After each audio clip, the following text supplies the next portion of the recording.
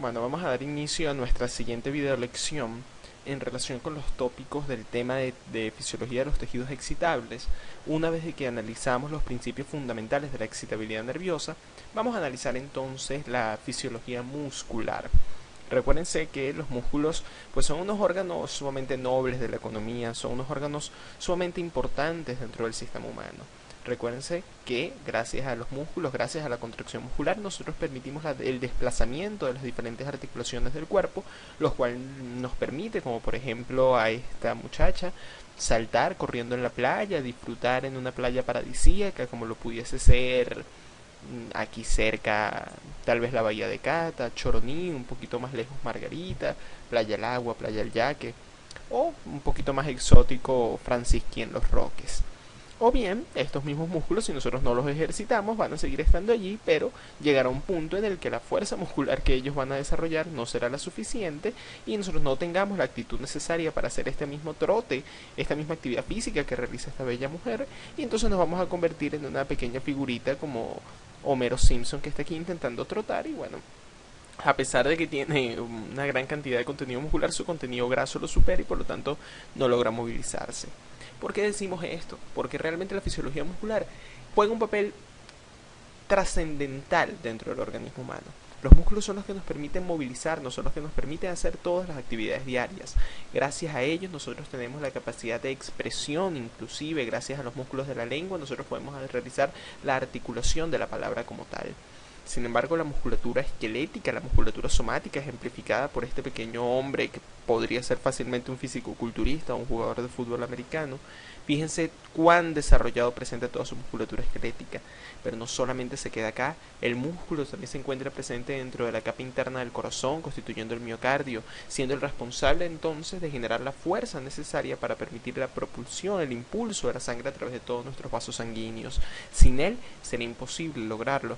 Y finalmente tenemos el músculo liso presente en todos nuestros órganos, dando la tonicidad a la pared de todos nuestros órganos huecos del organismo, permitiendo por ejemplo la propulsión de alimentos a través del sistema digestivo, permitiendo el movimiento de los ojos a nivel de los músculos extraoculares, etcétera, etcétera.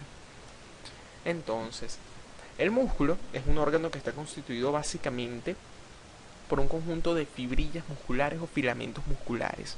De acuerdo a cómo se organizan estas miofibrillas, nosotros lo clasificamos básicamente en dos grupos, el músculo de tipo estriado y el músculo de tipo liso. La gran diferencia que se presenta en los dos es la disposición de estas miofibrillas o de estos miofilamentos.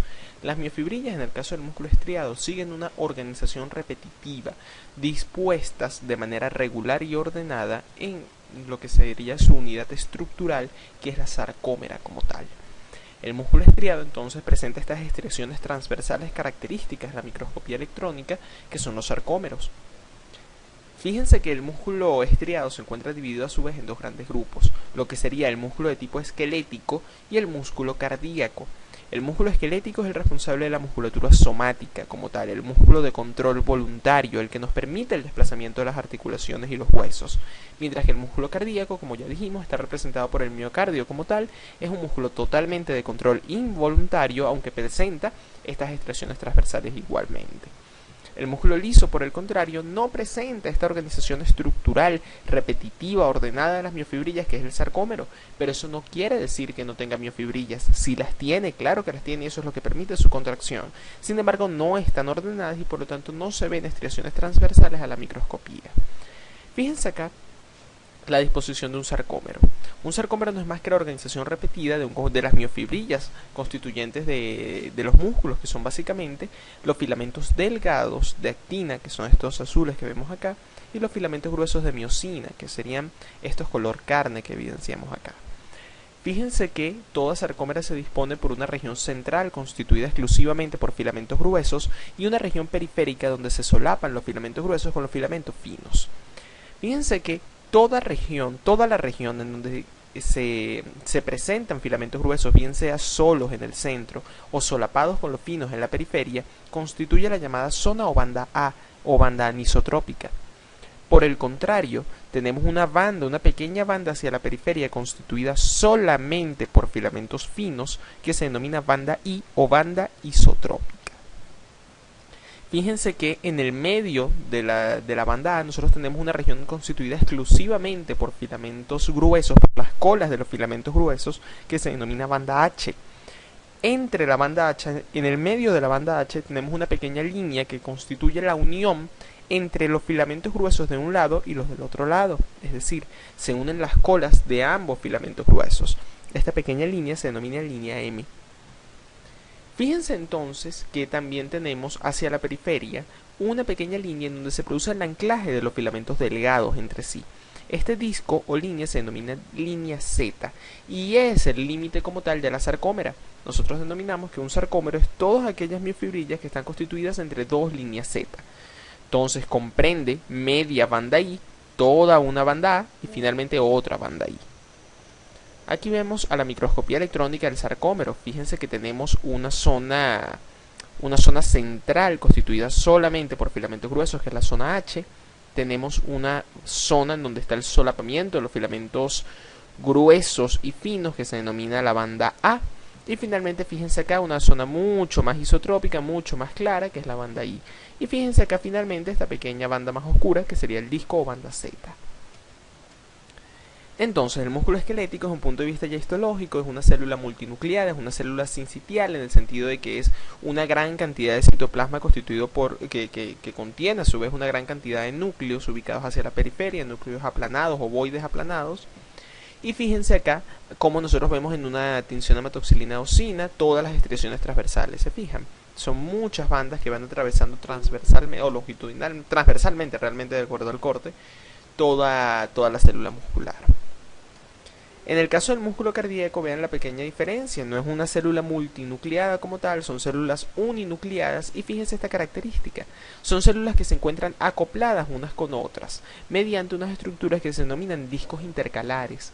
El músculo cardíaco, si están acoplados unas con otras, entonces este acoplamiento electromecánico le da la característica de una sinapsis ¿de qué tipo?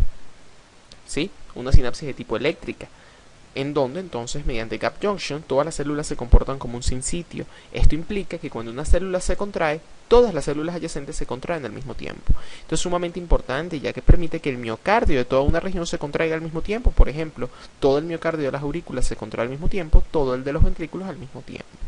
Fíjense que desde el punto de vista histológico tenemos igualmente todas las estriaciones transversales y estas regiones un poquito más coloreadas que serían los discos intercalares.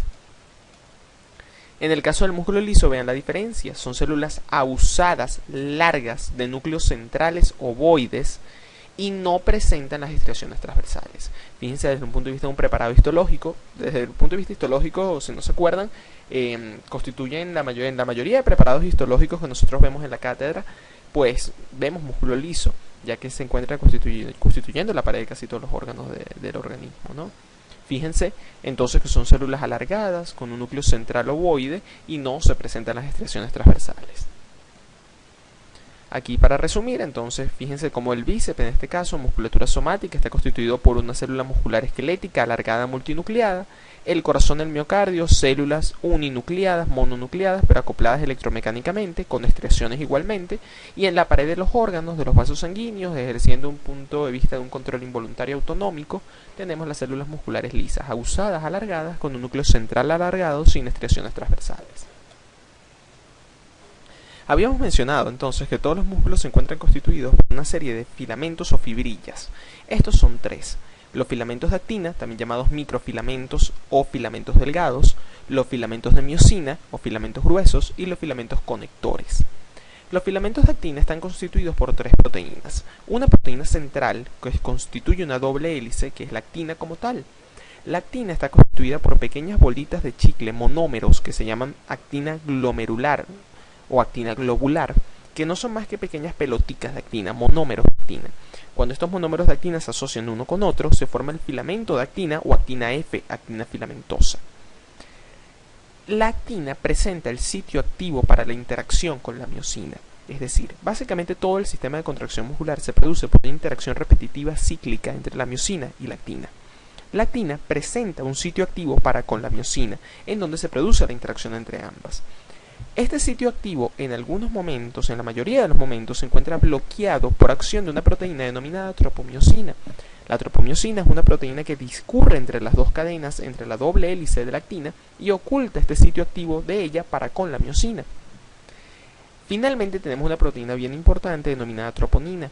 La troponina es una proteína heterotrimérica constituida por 3 subunidades, la troponina T, la troponina C y la troponina I, que se encuentra cada 7 residuos de actina, cada 7 bolitas de actina.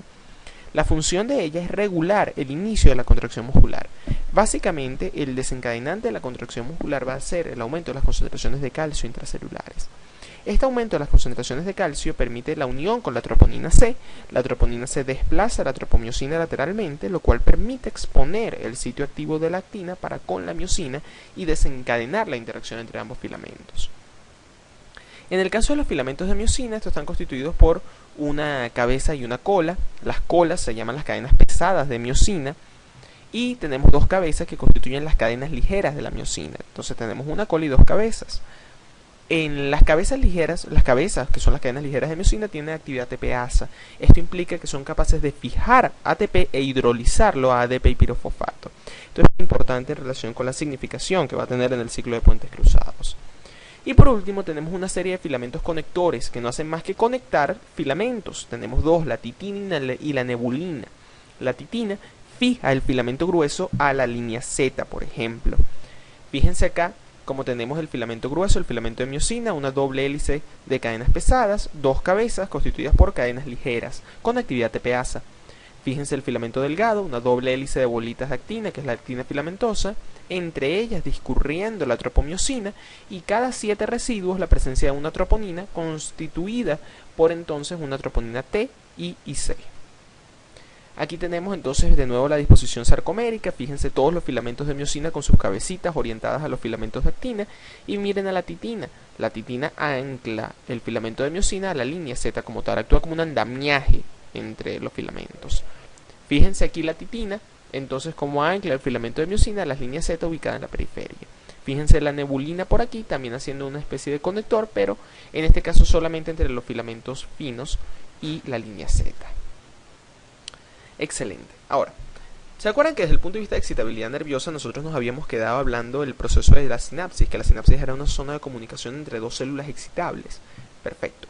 En el caso del músculo nosotros tenemos que la inervación de una célula muscular esquelética, muscular somática, se produce por un fenómeno de sinapsis química. Nosotros tenemos diferentes axones, diferentes neuronas motoras que denominamos motoneuronas, las cuales se encargan de inervar determinados músculos somáticos para permitir su contracción. El fenómeno por el cual las inervan y facilitan la contracción es un fenómeno que está mediado por una sinapsis química. Fíjense ustedes que la neurona está constituida por un axón mielínico en la mayoría de los casos, son axones gruesos, a alfa, a beta, de velocidad de transmisión rápida. Cuando llegan al terminal sináptico, aquí tenemos una pequeña ampliación, tenemos la ramificación de todo lo que serían los terminales presinápticos que se encuentran inmersos dentro de una pequeña región de músculo. La región de la célula muscular que participa dentro de esta sinapsis que vamos a denominar neuromuscular se denomina placa motora o placa terminal. La placa motora o placa terminal entonces es esta pequeña región de la célula muscular que está en contacto con el terminal presináptico de la motoneurona para realizar el proceso de sinapsis y comunicación. Si es una sinapsis química, ¿qué implica? Pues la liberación de un neurotransmisor, correcto. Fíjense entonces ustedes que cada terminal sináptico presenta en su interior una gran cantidad de vesículas sinápticas, las cuales deben ser exocitadas para interactuar con los receptores ubicados dentro de la placa motora. El neurotransmisor responsable de la inervación neuromuscular esquelética somática es la acetilcolina. Como habíamos dicho en el video anterior, la acetilcolina se forma a partir de la colina y el acetil-CoA por la colina acetiltransferasa y se empaqueta en vesículas de secreción, esperando que el aumento de las concentraciones de calcio por la llegada del potencial de acción al terminal presináptico para ser liberada. Cuando se libera la acetilcolina, ella interactúa con su receptor específico ubicado en la placa motora, generando entonces una respuesta posináptica en la placa motora. Desgraciadamente se me pasó colocarles unas imágenes acá de los diferentes tipos de receptores de acetilcolina. Pero la acetilcolina, señores, tiene 2 tipos de receptores. Unos receptores que se llaman de tipo nicotínico y unos que se llaman muscarínicos. Los receptores nicotínicos de acetilcolina son receptores que pertenecen a la familia de receptores ionotrópicos. Es decir, cada receptor es un canal iónico de por sí. ¿ok? Per se es un canal iónico. Entonces, cuando llega la acetilcolina y se une a una subunidad externa de este receptor, se abre el canal iónico y permite la entrada de sodio al interior de la célula. Si mete sodio al interior de la célula, genera entonces un potencial despolarizante, un potencial excitatorio. En el caso de los receptores muscarínicos, es un receptor de tipo metabotrópico. Esto quiere decir que es un receptor acoplado a una cascada de segundos mensajeros. En este caso, cuando llega la acetilcolina a un receptor muscarínico, se activa un sistema de proteína G y se activan un conjunto de sistemas efectores que producirán IP3 y diacilglicerol o AMP cíclico, etcétera, etcétera.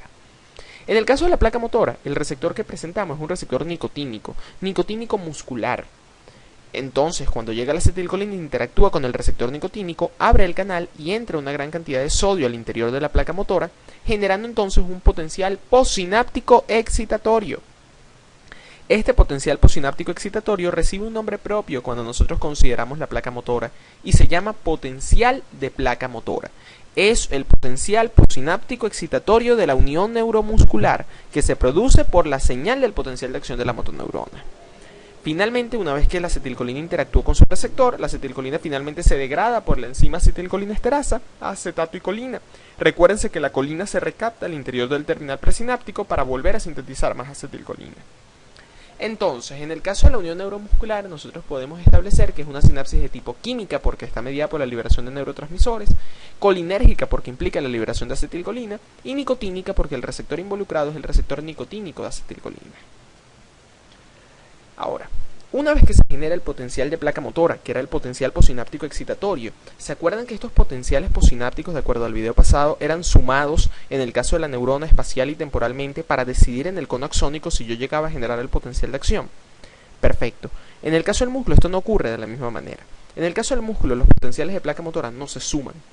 Ocurre un potencial de placa motora, el cual siempre tiene la amplitud suficiente como para llegar al umbral de los canales de sodio voltaje dependientes musculares y generar el potencial de acción muscular.